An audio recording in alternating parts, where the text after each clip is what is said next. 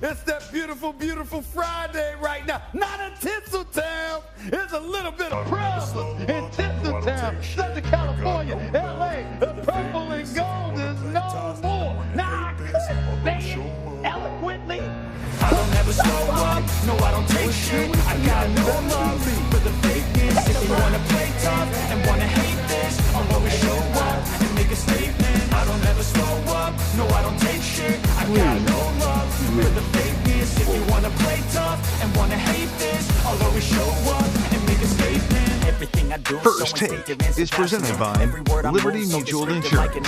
I got a vendetta against people who patented being negative when you should be getting. Hey, good morning, everybody. Welcome to First Take. Thank you for hanging with us. And boy, do we have a lot to talk about this morning. Stephen A., you know we are thick in the playoffs when Jay Will makes his long-awaited First Take debut this spring. It's so great to have you. Looking sharp. Yeah, I've been the little brother on social. You know, I've been waiting for this moment. Yeah. I know you know. I know you. Later on that one. I like picking fights with you. You know that's my thing. Yeah. Okay. You know what I like. Have you been talking trash to Stephen A. on social media? I do it all the time. It's my little pettiness. I don't mind. I don't mind at all. As long as people know I mean what I say instead of accusing me of being performative. But we'll deal with that. Hey, do I have big perk? So what? Do I have big perk? I'm sorry? Do I have big perk? Oh, big perk. He should be here. Okay. There's no perk right now. Technical difficulties, my ass. He's late. He's late. I'll deal with him later. I'm tired of that big perk. Get your behind up, big boy. He's getting a little breakfast, That's right. and he'll be here with us. You pay attention to everything. Huh? Everything. Okay. All right, let's go. How about those Minnesota Timberwolves? They were struggling to shoot, right, in Game 5, providing Los Angeles Lakers with much opportunity to stave off playoff elimination. While his teammates struggled, Rudy Gobert stepped up with a playoff career-high 27 points, 24 rebounds. Julius Randle added 23 points. Minnesota advanced in the NBA playoffs with a clinching 103-96 victory in the first-round series Wednesday night. Let's hear from the Lakers postgame. Disappointing loss. Every season that I did not make it to the finals or did not win a championship has been a disappointment. So it'd be the same for me, you know. It'd be the same off season of disappointment and unfulfillment, you know, have an opportunity, you know, to play longer and give yourself an opportunity to play for the Larry O'Brien Trophy. So nothing changes for me. I think I didn't play the way I should. I think as a team we didn't play the way we could. But I think congratulations to Minnesota. They play hell of a series. They were the better team, honestly.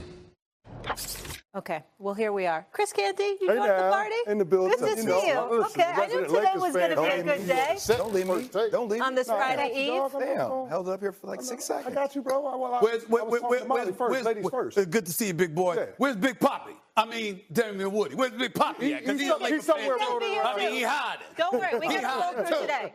But I don't want to focus on that right now, yes, Stephen A., because it was Minnesota in 5. What went wrong for this L.A. Lakers team? Minnesota is what went wrong. Ant-Man is what went wrong. Rudy Gobert was what went wrong. Their defense collectively is what went wrong. And the Los Angeles Lakers, there's just MIA, APBs, whatever you want to use for a whole bunch of Los Angeles Lakers. They just didn't, they listen, Minnesota was more physical. They're taller. They're longer. They've got more girth. Julius Randle, Rudy Gobert, etc. And they got up in them. And more importantly than anything else, it's rare that you see LeBron James' age get exposed to some degree. The conditioning or lack thereof of Luka got exposed because they were pressuring Luka 94 feet. They were like, we're gonna make you work. Julius Randle, you were attacking LeBron James. LeBron James had to guard people, and they weren't hesitant to put a body on him, even though he's 260 and obviously in phenomenal shape. The bottom line is that Minnesota's like, we're younger, we're thoroughbreds, here we come. And you're 40 in your 22nd season, and you ain't in shape. And y'all are two best options. Y'all don't stand a chance. Oh, by the way, that Austin Reeves, we know he could play. We know that he had a pretty damn good season. But 2 months where he looked like the best third option in basketball, boy, did that brother get humbled. in this series. They made him a virtual no-show. Those are the answers to the question. I would say that the level of physicality went up drastically in this series. So, you can talk a lot about scheme and the fact, hey, how come the Lakers didn't play Jackson Hayes? Maybe that allows Minnesota to get 13 offensive rebounds instead of 18 offensive rebounds. But they've been kicking their task all throughout the course of the series, just physicality-wise. AR-15 hasn't really shown up. I'm going to tell you something, though. There's a lot of reasons why I think Minnesota was just a better team. But they were watching Luka play through that injury. I first off want to say, look, he's going through a lot this season. I don't think I've seen, and we talked about James Harden maybe at the pinnacle of his career when he had to do so much offensively. Maybe Steph, but Steph has made improvements. The conditioning of Luka is something that is really concerning for me to watch. Coming off the season he came off last year, when that was the theme that we spoke about. Watching the way he came into this season for Dallas, then the trade, to see the way sometimes he just so continues to look like a matador. And I'm not saying it's all on him. The construction of the roster needs to be different for LA if they're going to build around Luka moving forward. But I don't think I've seen for a long time a player so prolific offensively and then be so prolifically bad defensively as well. He got exposed and targeted every possession, it felt like, in the fourth quarter. Every. That's concerning. Yeah, the blow-bys were just ridiculous from Luka. He's a one-way player, Jay. As great as that dimension is on the offensive end and scoring the basketball, he's going to give it up on the defensive end. And the part that frustrates me as a Lakers fan, understanding the roster deficiencies that they had, even if you're a smaller team, you have to try to figure out what advantage that you have to mitigate the frontline size of the Minnesota Timberwolves, and the Lakers never leaned into that.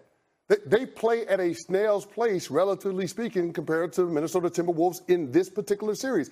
I don't understand how you have LeBron James playing the 5 and the Minnesota Timberwolves have more fast break points in Game 5.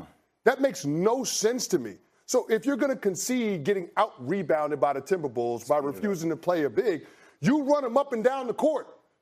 You find a way to neutralize what Rudy Gobert is bringing to the table, but at no point did the Lakers do that. And I think that when you look at all of the criticisms that you would have for J.J. Redick, I would acknowledge that in the Western Conference, those 3 through 10 teams, it felt like Andre Snelling's called it, a big game of rock, paper, scissors. So it just depended on what matchup you got. But even with that being said, to get gentlemen swept by the Minnesota Timberwolves, to look like that on your home court in an elimination game is absolutely inexcusable. Well, they looked like that because they were defeated after losing in Game 4, and they certainly looked like they had their bags packed. Here's what we'll say about LeBron James. Statistically,